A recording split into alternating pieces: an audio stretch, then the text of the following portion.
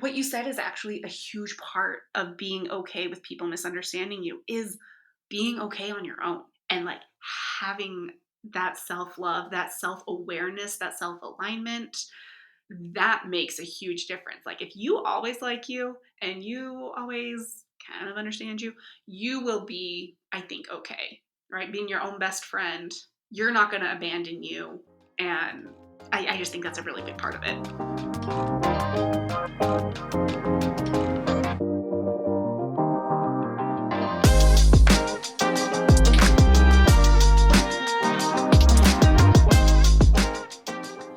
Hello and welcome to the podcast, to another episode of Queerly Overthinking. I'm your host, Adam Harper, and welcome to part 2 of my conversation with my amazing friend, Julie. In this episode, we're going to start to unpack how we've personally navigated relationships with differing beliefs, the power of being present in moments of self-love, and how embracing life connects us to a sense of social justice for a brighter future. Now you can see why we broke it out into 2 episodes, right? There's so much to unpack and reflect on here. I'm so hyped for this episode, so without further delay, let's get started.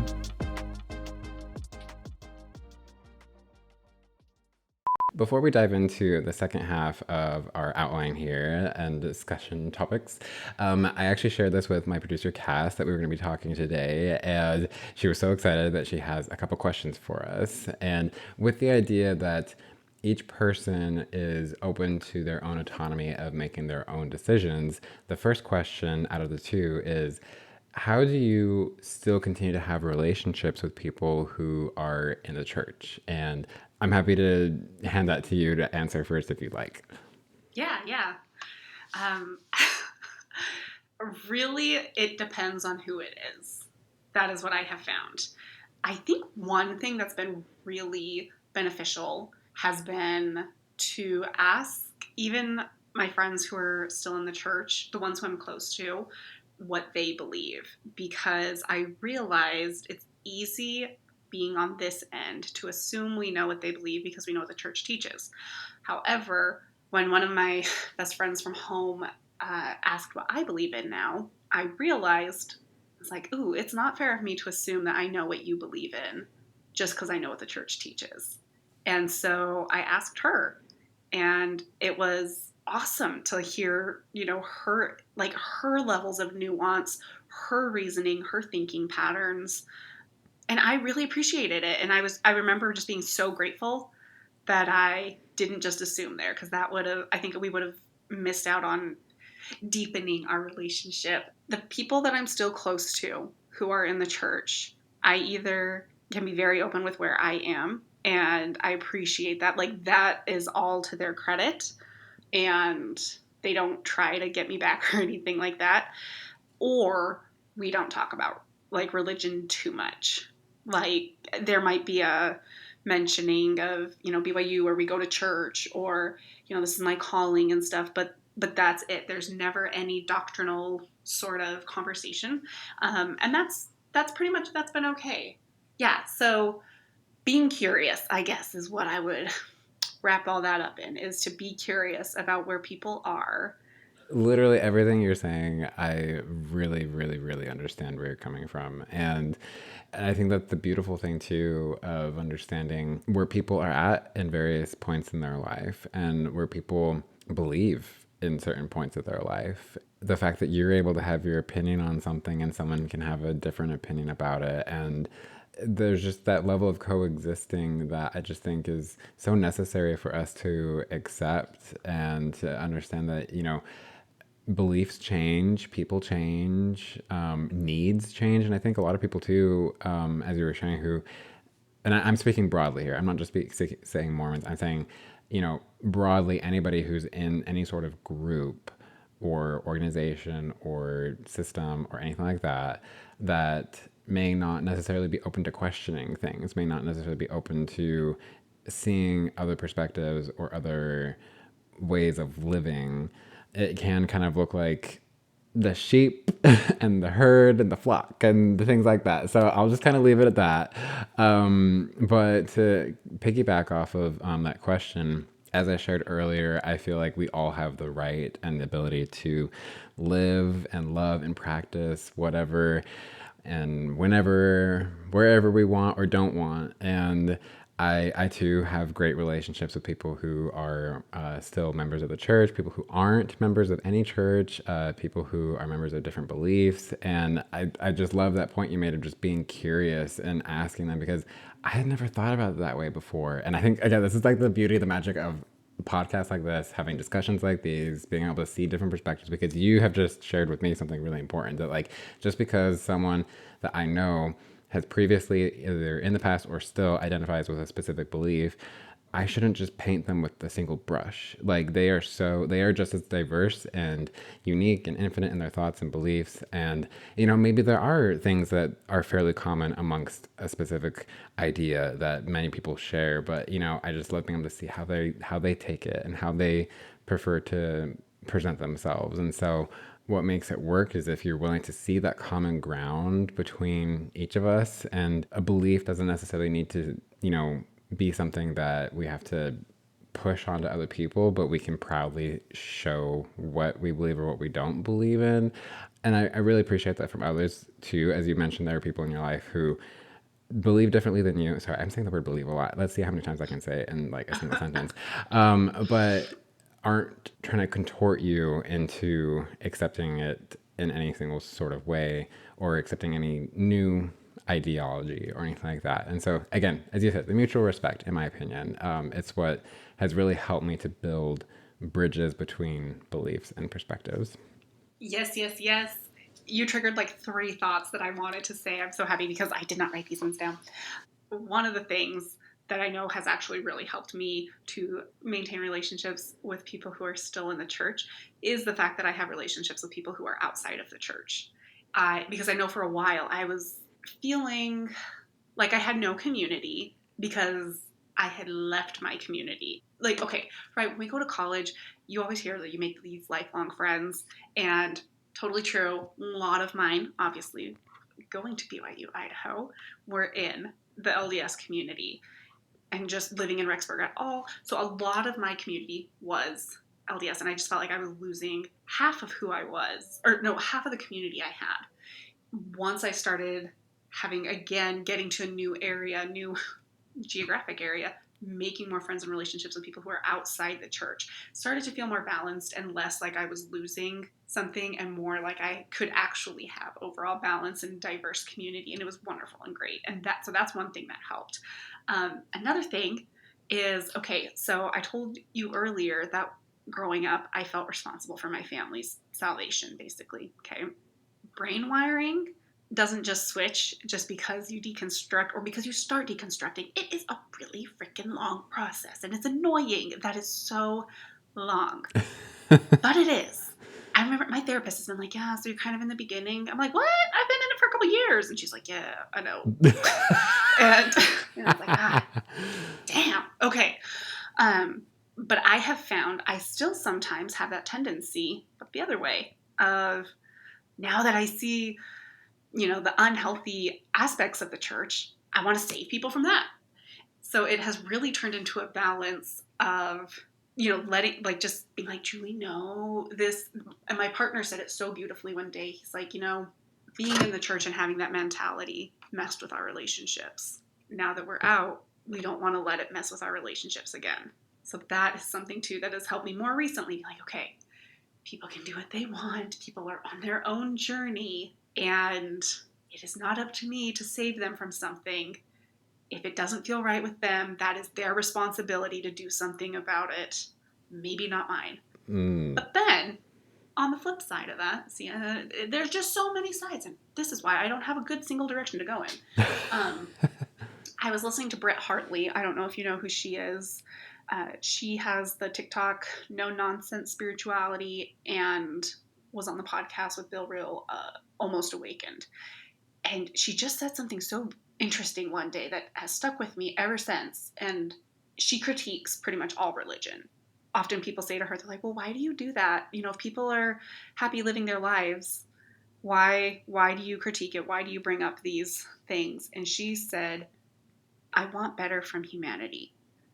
And what she meant by that was, in the world, right, we can't agree on what's right or not right, what's real.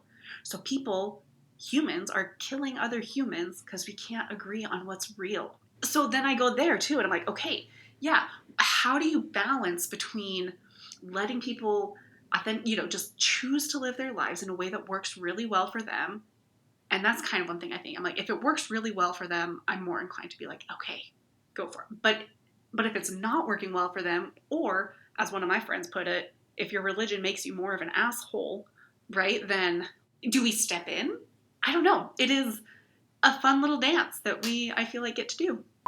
I really appreciate everything you shared with that. And I think it's a great segue into the second question that Cass presented to us, which was how do you continue to have community or talk to people who are, or engage with people who are perhaps set on not attempting to understand you? So, folks, for me, for example, if you're not in a position to, like, where you're not seeing eye to eye with someone, perhaps you're having an argument about something. To me, I always ask myself three very important things. The first being, am I safe in this moment? The second then being, is this relationship one that I want to continue? And is it worth salvaging? And, I guess it always would depend too on what's happening.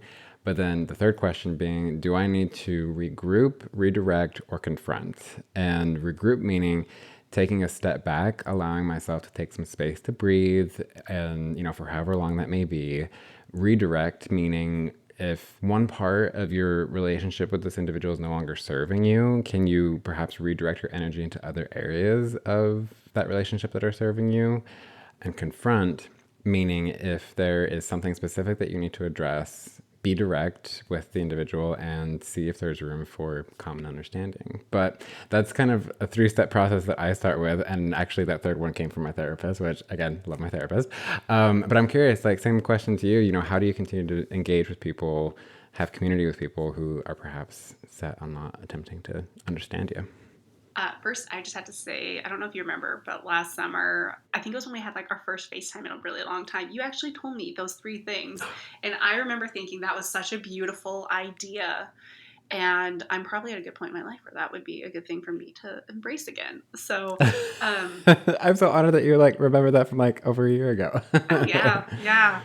No, honestly, I was thinking about it, and I do not have anyone in my close circle who I think is set on, not trying to, or trying to not understand me, or like wanting to debate. There are people in my life maybe like that, but we're not close. And I am really grateful to say I'm pretty much to a point where I don't care. Mm-hmm. Like, and I think kind of it might go back to that one life thing. Like, okay, if you really don't want to understand me, I've only got one life, and I don't want to worry about this when there are people who love me and don't want me to change, or like who are okay with how I change when I change, whatever, who support my growth. Yeah, and I think, again, really having more community is always helpful, but never from anyone I'm close to and who I would really care to try. And if it is, I think sometimes, no, it always comes from a place of trying to understand. If it's someone close, then it's usually one of like your first two, or it's usually the, this is a relationship I want to salvage. Okay, let's try to do that. But really, yeah. Yeah, it sounds to me like, again, similar boat here to, people who have attempted to try to bring me back into some sort of belief, whether that's, you know, Mormonism or just having a belief in God in general. Hmm. Because I've had that a few times where people have tried to like Really? come back to Jesus, and I'm like, girl, I'm good. Like, Have you really? not like aggressively, I will say, Okay. Okay. but to the point where I'm like, oh, well, thank you, I really appreciate that, but I am really happy with where I am in life, and Mm. I'll share a little bit more about this later on, but just how I've chosen to approach life, and I share that with them, and I'm just like, I'm good, thanks. You know what? I love that. This is what I love. Conversation, yes. In the beginning, when I was really vocal but hadn't completely left the church yet, that was when I got the most pushback. Maybe people like trying just set on it, not understanding me. Some of them, it did hurt a little bit because I think I was also just so fragile in the moment. I'm like, I'm trying to figure this out, and you won't ask me, you just won't talk to me about it.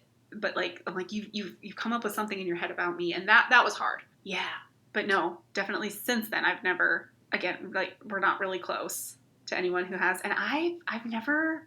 I think at the beginning, again, before I had like left, people might have said like one or two soft things. Mm-hmm. I did have one person testify to me. Oh. I got like one or two conference talks back in the day before I had left. Since I have left, no one's ever done anything. I've never been questioned. And everyone, I'm actually really lucky and very grateful. The majority of my friends, they all say, they're like, we know this was good for you. We can tell. And we're happy for you. And we love what Oh. you've gone through. We love that you've been brave and dug in. And actually, one of my friends, so she had a hard time at the very beginning. And she's, one of my really, really closest friends. But I had this other thing that I was struggling with, and I didn't know how to make a decision on it while she was still very active. She's like, you know what? I know you're going to make whatever choice is best for you, and you want to know why I know that? I was like, yeah. She's like, because of your faith journey, because you're committed to questioning and finding the answer. You'll do what's best for you. And she's one of the ones who now, we're super good about, we really don't talk about religion, except for like on very surface level. Yeah, we have church. I have this calling. It was my baby's blessing, like that sort of thing. But that was something that I like really appreciated from her. If anyone is out there and people are misunderstanding you, I would just so invite you to just find people who won't misunderstand, like aren't committed to misunderstanding you. Like, find your community. I promise there's new community out there, even though it is sometimes really difficult to find new community as an adult when you're outside of an institution like church or college. But I promise there are people out there who want to be in community with you. I have to say too, like that was, I think, one of the biggest struggles for me too, because it really just felt so lonely after a while. I might do a podcast episode about, learning how to be by yourself and how to spend time alone, because I had to grow into that. I mean, I kind of did a little bit of that a previous episode, but it was like I was talking about like intentional living and things like that, and how I've had to grow comfortable spending time by myself. Like, I love going to the movie theater by myself. I love going shopping in the mall and, fun long drives and things like that. But I think a lot of that was also born out of necessity, because I had to cope with losing such a huge community. Because, anywhere you go, typically, if there's, church building, like, again, we're talking religion as the example right now. So anywhere you go, typically in the world, there's usually a meeting house where you can go to church on Sundays, where you can connect with the locals who are also in your same belief system. And I think it was like really difficult to establish a new type of community with people. But I wholeheartedly agree with you. Anybody who's listening who feels like they are, finding a new community, or they're at that like precipice of transitioning through communities, it's not an easy thing for sure, but I always suggest find something that you're passionate about, like art or museums or activities that you really enjoy, and find groups. Like, again, it's kind of like, you have to put a little bit of work into doing it, but little by little, it's been nice to be able to like collect a community where, you're more accepted and embraced with everyone that cheers you on in your own evolution and on your own growth. So Yeah, and it's totally your choice. What you said is actually a huge part of being okay with people misunderstanding you, is being okay on your own, and like having that self-love, that self-awareness, that self-alignment. That makes a huge difference. Like, if you always like you and you always kind of understand you, you will be, I think, okay, right? Being your own best friend, you're not going to abandon you. And I just think that's a really big part of it.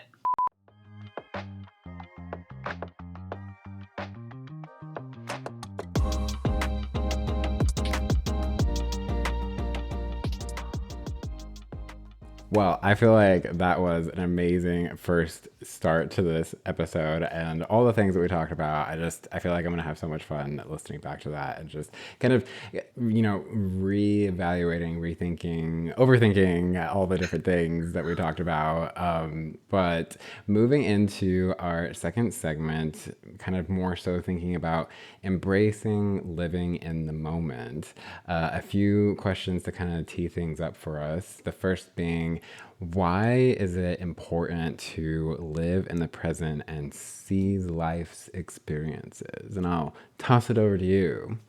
I love this because again, right, this is one life we know we have, and there's so much philosophical and spiritual thought and psychological, I think, about the importance of being present, right? That's where our nervous systems, I believe, are most regulated when we're in the present.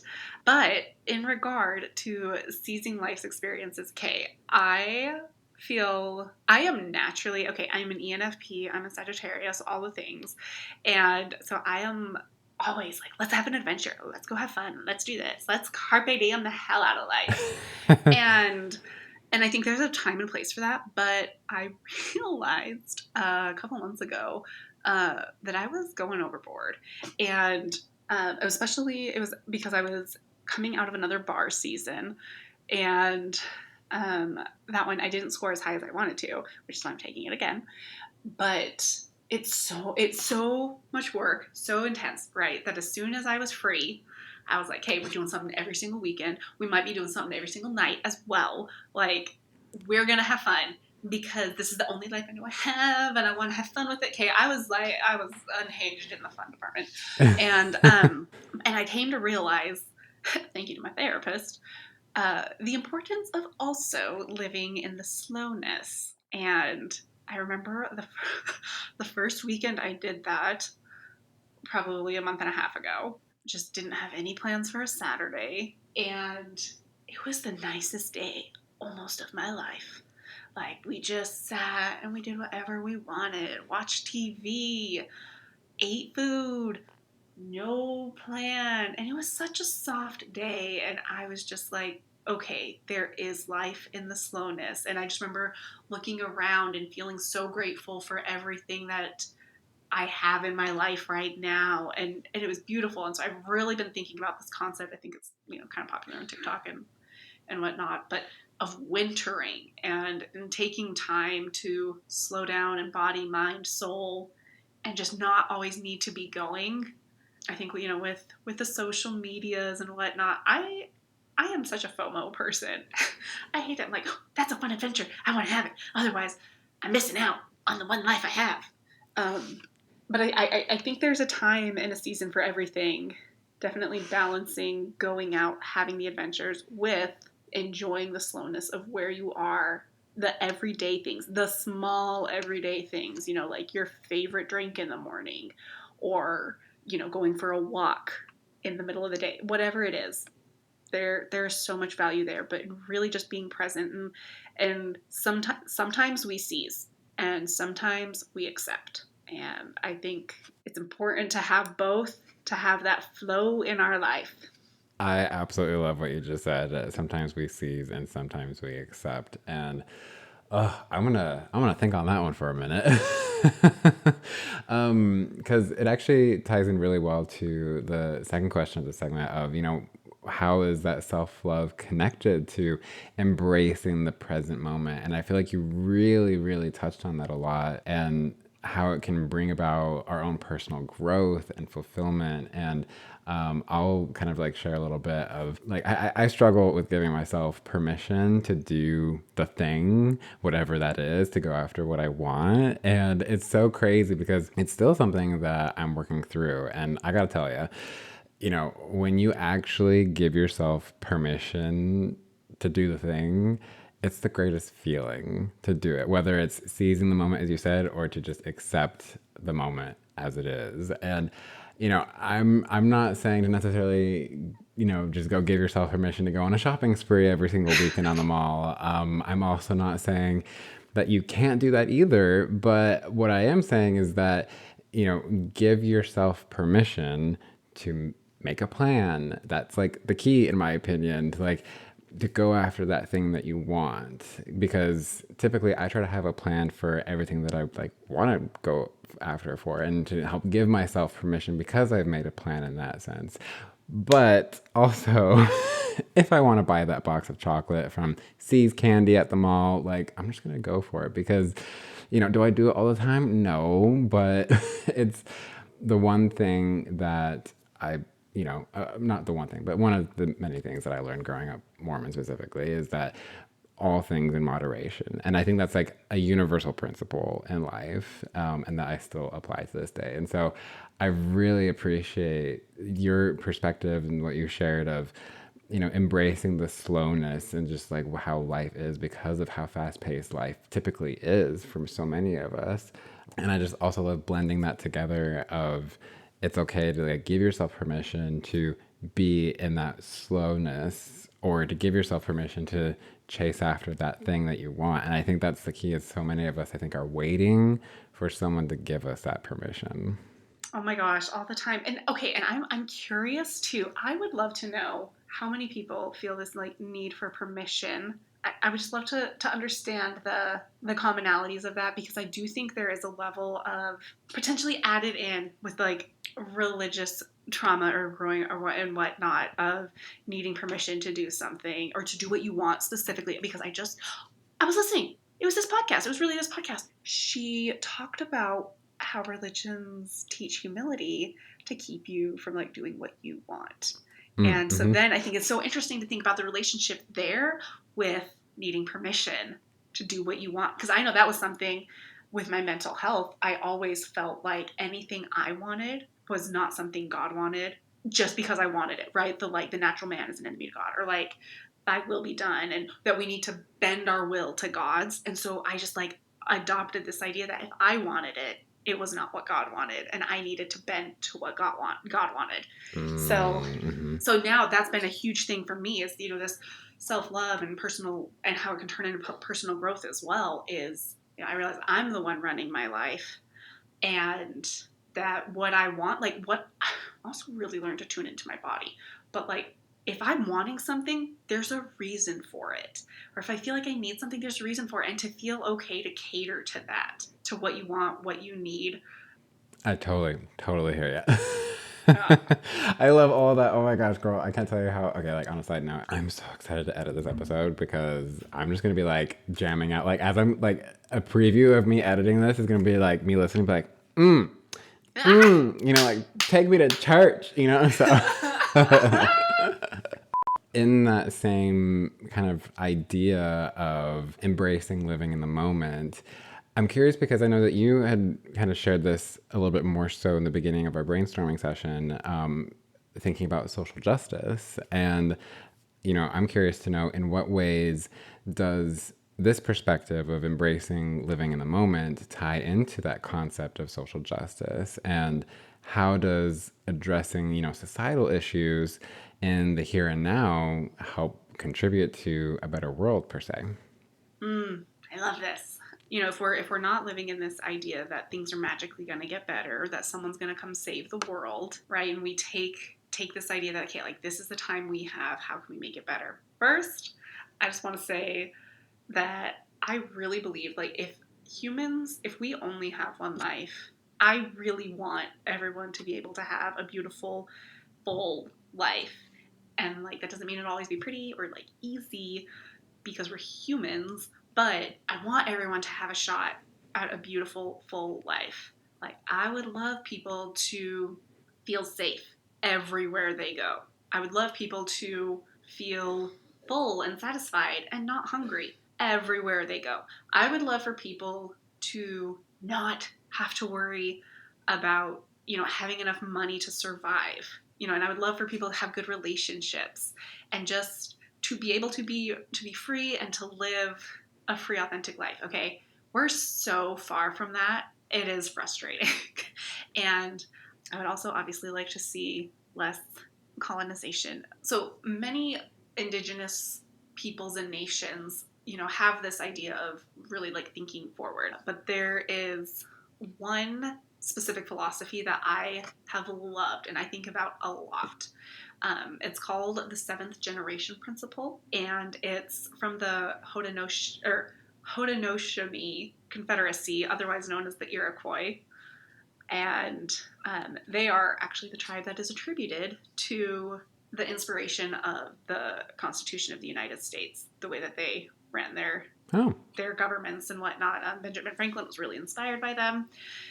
Anyway, that could be a whole different history lesson. But the seventh generation principle that they had is that every decision that they made, they thought 7 generations out, this needs to be leading to a sustainable world for 7 generations away. Okay. And I just think, that relates to like land, climate, resources, and also that freedom and peace and living as you are, and being able to have relationships, and being financially secure, and just feeling safe. Like if every decision we made, we thought 7 generations ahead, how can what we do today help people 7 generations away? I think that's amazing, right? And just what a beautiful world they could have. And I think who knows the potential of what we could do in the world that we have. I mean, yeah, times are slow. There's a whole thing there, but I think we have a responsibility, like as stewards of the earth. Like we just get to take care of the earth and each other and humanity and try to make things better, because I do think sometimes people could go the other way. They're like, hey, I only have one life, so I am going to exploit and make as much money as I can. Like, cool, that helps literally no one but you. And so I think it's so important, if we only have one life, to make it as good for everyone as we can. I could not agree with you more. And if anything, what's interesting when you said that there are some people who are like, well, if everything's just going to down the chute, then I'm just gonna, you know, do what I can for me and nobody else kind of thing. And there are people out there who are also in, power of significance, who Mm-hmm. literally are not making efforts to that and who are already capitalizing on the decline of the condition of our world. So I completely agree with you. And it's hard to think, what can I do? Because aren't we just like screwed over in the system that we live in, and we just have to like get by day to day, survive, and try to, do what we can. But I also think, while it can feel that way a lot of the times, I also try to focus on the local side of things a lot, because I think that's where you're going Mm. to see the biggest impact in your daily life. And this could stem from local organizations and programs and elections. When this episode airs, this last November, all of the items on the election ballot were propositions that impacted Texas's constitution. And Oh. it took some time to research those, but it was important because a lot of these propositions can impact one's day to day life. And so it's important to not burn yourself out per se, because I know that's really easy for me to do. I would say I'm focusing on like my social circles and my local community, because then from there on a more broad scale, especially with so much happening in the world, like, turn on the news and, one headline after another. On that broader scale, I try to learn as much as I can from every perspective that I can, because I think that's the one thing that would help so many issues in the world, is if, people remember how to like see through the eyes of another person. And I feel like if we just did that, things would be so much more different, and we would like truly see how certain actions, certain like things happening that how that could impact somebody, and maybe there's something that we can do to change to like improve the life of others around us, and for the generations, as you said, into the future.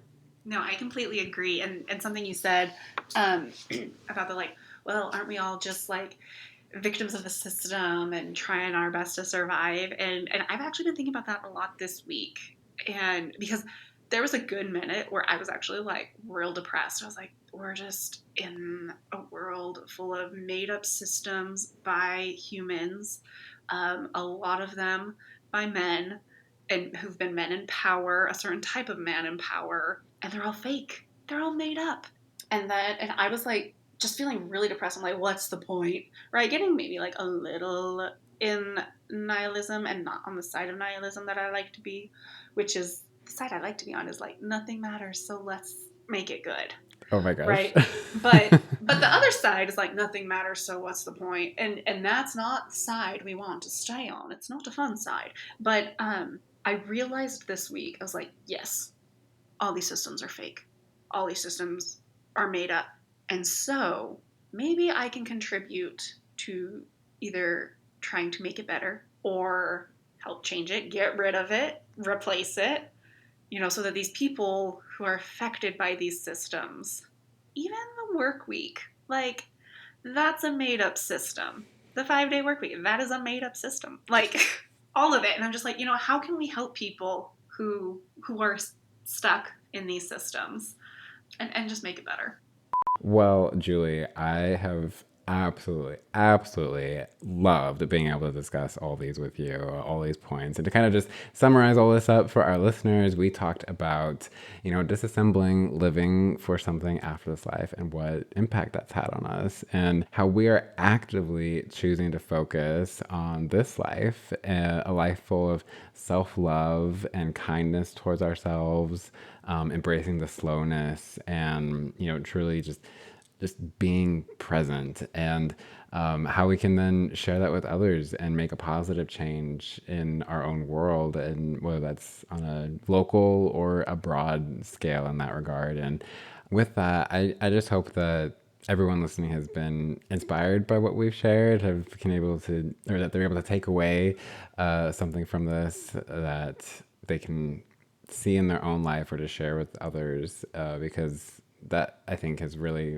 been beneficial for me, is being able to hear the stories of others and apply it in my own life. And so I cannot stress enough the significance of community and finding your people. And Julie, I'm so honored to call you part of my community, my people, my bestie, my girl.